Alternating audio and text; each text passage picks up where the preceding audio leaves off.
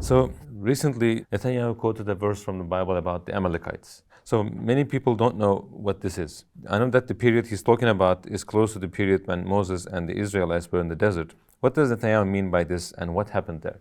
Okay, Netanyahu, who is a mass murdering genocidal maniac, he referenced a passage from the Bible using the word Amalekites. Okay, now normal people, ordinary people may not know what this means, but when you actually go to the reference, it is a reference to an Israelite genocide of a people called the Amalekites. Okay, so this is a genocidal reference in the biblical text, which Netanyahu mentioned deliberately, quite knowingly. He knows what he means. Okay, so he's trying to tell the world that we are going to commit a genocide in Gaza. And this is exactly what Netanyahu and his cronies are doing right now.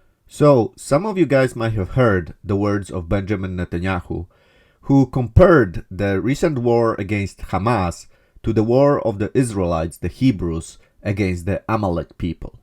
And I would like to comment on that, but first, let's listen to the words of Benjamin Netanyahu. You must remember what Amalek has done to you, says our Holy Bible. And we do remember, and we are fighting. Our brave troops and combatants who are now in Gaza or around Gaza and in all other regions in Israel are joining this chain of Jewish heroes, a chain that has started 3,000 years ago from Joshua ben Nun until the heroes of 1948, the Six-Day War, the 73 October War, and all other wars in this country. Our hero troops, they have one supreme main goal: to completely defeat the murderous enemy and to guarantee our existence in this country. We've always said, never again. Never again is now. To understand those words, we really need to go back to the biblical story and have a biblical worldview.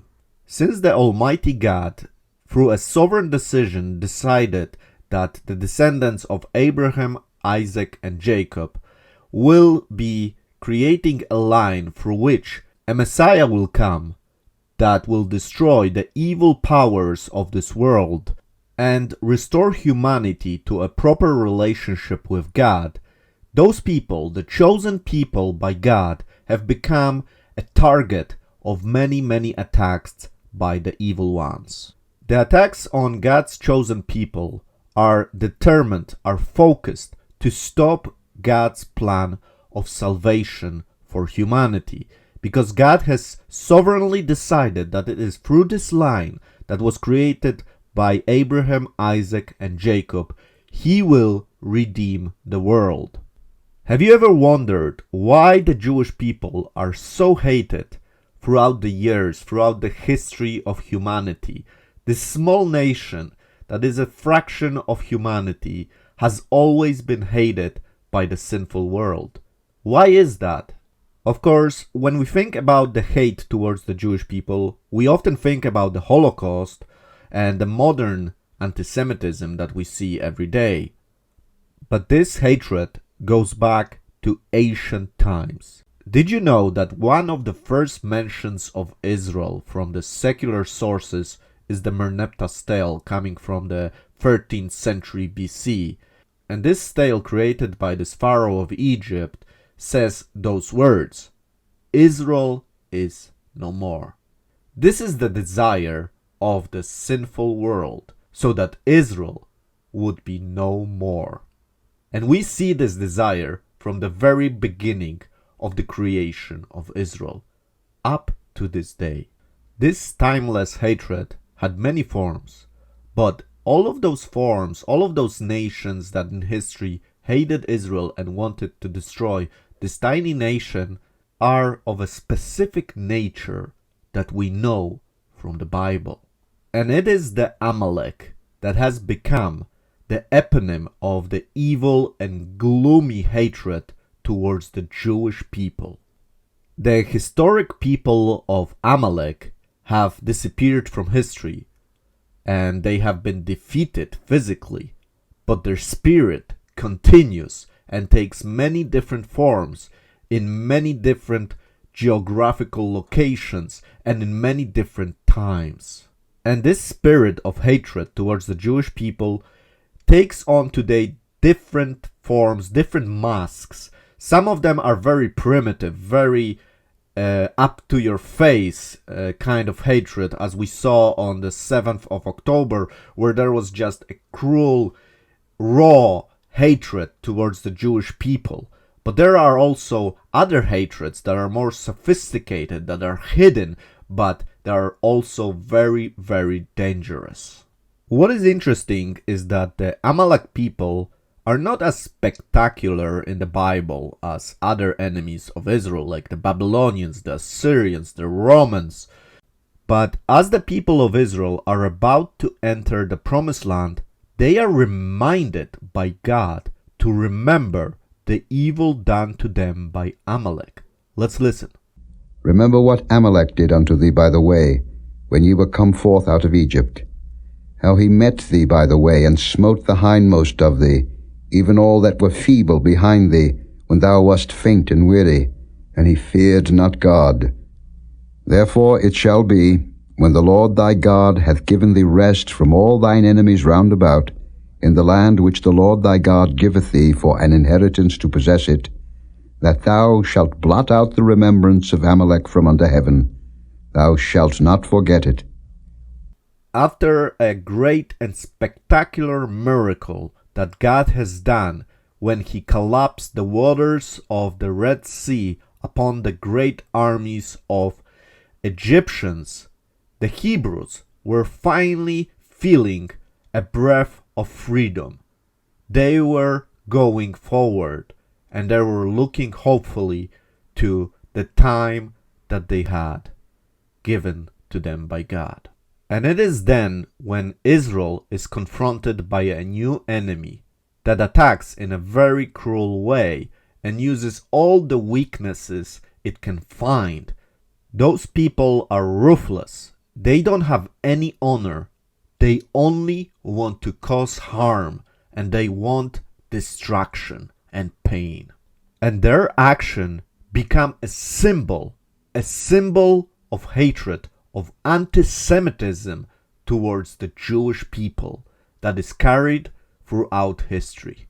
We can imagine this sinister situation. The Israelites are already very, very tired from the long journey. They have been traveling for a long time, and they are thirsty, they are tired, they are hungry.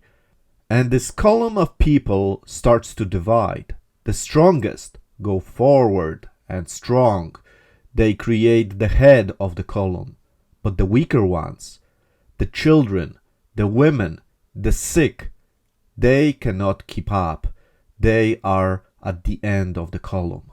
As the Israelites were passing Rephidim, they entered a dry stream, and on all sides they were surrounded by high rock that were almost obscuring the sky. And here the sneaky attacks takes place.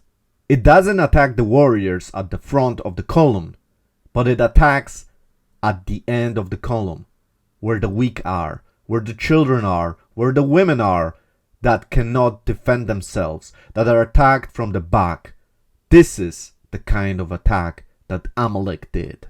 And this is when the slaughter begins. Shameless, cruel, motivated only to destroy the entire nation. It was not an attack to prove a tribal superiority. It was to eliminate, to exterminate. And this is exactly what we saw on October 7th. The Hamas militants that entered Israel, they didn't care about fighting an honorable fight. They attacked the most weak ones. They attacked those that couldn't defend themselves. They killed children, women that couldn't defend themselves. This was the attack of the spirit of Amalek. So, you may like Benjamin Netanyahu or you may not like him. But I think in this case, the words he said, they need to be understood in the proper context, the biblical context. And that was the intent of those words, that this is a fight, an eternal fight against the evil spirit of Amalek that has been consistent, that has been permanent, and wants to eliminate Israel. Now, people often say, okay, if Israel would only start being very nice to the Palestinians, give them all they want, then there would be peace. But I have a bad message for those people, bad news, that if that happened, there would be no Israel. Whenever Israel was defenseless, couldn't defend themselves, they were to be eliminated. Jewish people had no army when the Nazis attacked Poland and created Holocaust camps on the territory of Poland. They didn't have an army. They did not cause any attacks, and yet they were to be eliminated. And this continues and repeats itself throughout history. This is basically a genocide of a biblical scale. This is why it's very important for humanity to take inspiration and moral values from God, especially when these scriptures have to be, the authenticity has to be checked. We don't believe, as a Muslim, I don't believe that God would have revealed command to commit a genocide. How can you believe in a God who told the Jews to slaughter all the people living in the promised land? It's immoral. But there is an answer to it. The answer is that the people living in that land deserved that. God had told Abraham in Genesis 15, God said, Abraham, I'm going to have to keep your family and their descendants in a foreign country for 400 years until the wickedness of the Amalekites is complete. Now there you've got the moral answer to the immoral charge that people make against God. It wasn't. God waited 400 years for the people to get so bad. And archaeology has revealed just how wicked they had become. And the more you know about Amorite society before the Jews got in there, the more you realize they didn't deserve to live. It wasn't safe. Can you imagine going to live in a land where everybody had AIDS? That's the kind of situation